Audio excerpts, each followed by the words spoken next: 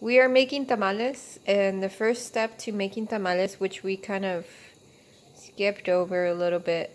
I keep restarting the video, so sorry about that, technical difficulties, but the first step is you just start boiling in this case we used pork shoulder. We couldn't find pork bud because we found a pork bud, but it was too large in size, so this is about pork shoulder, and it's about 3 pounds. You start boiling it in water that is, I guess, tall enough, maybe 2 finger breaths above however much meat you're using.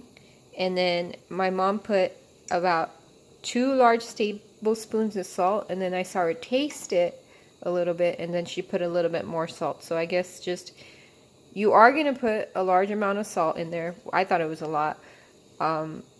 Because you're not going to put any more salt in the masa. So the salt flavor of the tamales will come from the meat. So just be liberal with the salt. And then you're boiling it. You're going to boil it for an hour and a half. And while you're boiling it, the meat is going to produce this foamy white stuff. And my mom is telling us that stuff, you know, you're better off kind of scooping it out and not letting it just sit there on top. So that's what she's doing right now. And then you just let it boil for an hour and a half, and you check on it a little bit. You cover it, as you can see, and you start removing. Now it's building up a lot of foamy white stuff, but you start removing some of that stuff as you go. And that's the first step of making tamales. The reason why you remove some of that foamy white stuff and you gotta keep on top of it is because if you don't, it's gonna build up, and I guess it must release, the foamy white stuff must release some type of gases. So if you're not watching it, your top is gonna boil over. So you really gotta keep an eye on it, because watch. I'm gonna let it build up,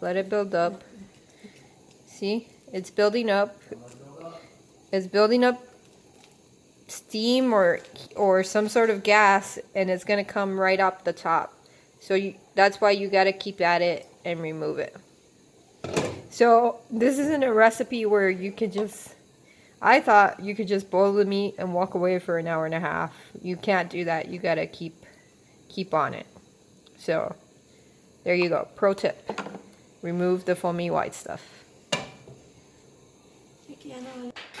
Just another update, along with the salt, you're also going to use about half a head of garlic on here. And I forgot to mention that, and my mom kind of slipped it by me, but you do need half a head of garlic.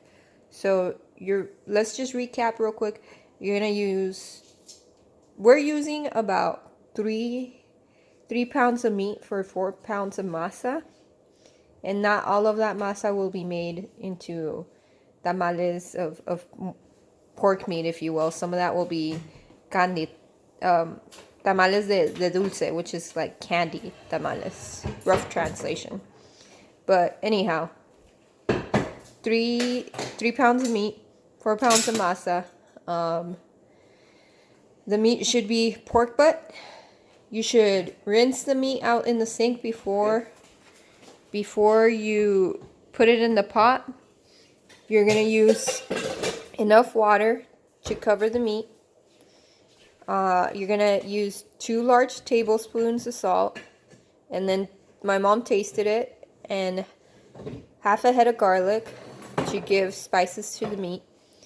And then you just let it simmer for an hour and a half. Initially, while it's simmering, you're going to take out some of the foam that the meat releases, and you're going to keep an eye on it, and that's going to go on for an hour and a half.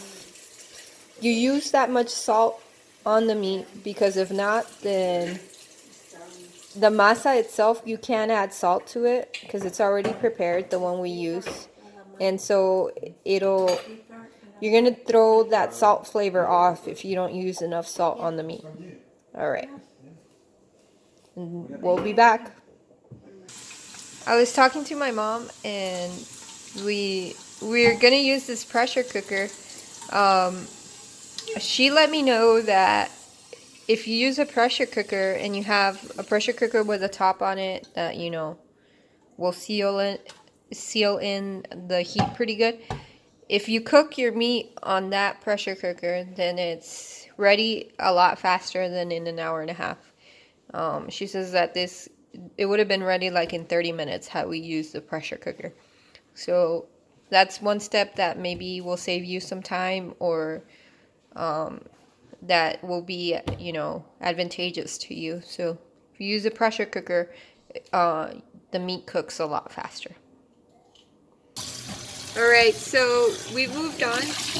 My mom brought, and I'm sorry if you can't hear me because of the water, but my mom brought this chile from Juarez, from Mexico. It's red chile, it's dried out, and what she did is she took off the top and kind of took out some of the seeds so that it won't be ultra spicy. This is what it looks like right here. This is what we're working with, right? I don't know where she got it from, other than to tell you she got it in Juarez in Mexico. I asked her like where we could find this chile here in the United States, and her answer is you can just find red chile, Chile California, or California chile. I've known that to be a green chile, but I guess it also comes in the red color, and it has to be kind of mild flavor, not too spicy. It has to be the sweet kind, and then that's what you do. So I'll have more after the video. I'll have more about that once I research it and once I figure out how people are doing it here in San Antonio. But just a second. ¿Qué hace con el chile? Le quita las semillas y lo pone a remojar con agua bien caliente. Okay, so what you're going to do with the chile is you're going to take out the seeds. So to do that, you have to remove the very top of the chile where the stem is. So you take out the seeds, and then you leave it to soak. Remojar means soak in very hot water. All right, so that is something you can do while your meat is cooking. Por una media hora, una hora.